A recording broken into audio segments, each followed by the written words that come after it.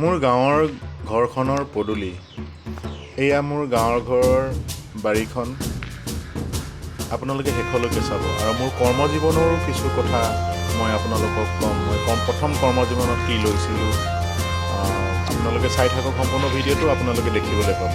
এয়া মোৰ গাঁৱৰ ঘৰ পদূলি। পদূলিটো অলপ দীঘলীয়া, আপোনালোকক দেখাইছোঁ, চাই থাকক।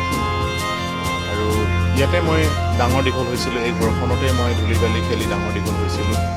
আৰু এতিয়া মই কৰ্মসূত্ৰে মই বেলেগ ঠাইত থাকোঁ। আৰু ঘৰখনত যিহেতু মা দেউতা সকলোবোৰ ঢুকাই গ'ল আৰু ঘৰখন এতিয়ালৈকে মই ভঙা নাই, মই থৈ দিছোঁ। মই মাহেকে পষেকে মই গৈ থাকোঁ সপ্তাহত। গতিকেলৈ নাথাকোঁ যদিও মই ঘৰখন ধৰি ৰাখিছোঁ, মোৰ জন্মৰ ঘৰখন আৰু মোৰ ডাঙৰ হোৱা ঘৰখন। এয়া মোৰ ঘৰখন, মোৰ গাঁৱৰ ঘৰখন, য'ত মই ডাঙৰ হৈছোঁ। এয়া প্ৰথম মোৰ কৰ্মজীৱনৰ প্ৰথমখন 24 ইঞ্চি BAC চাইকেল আছিলে। এইখন মই 2003 চনত লৈছিলোঁ।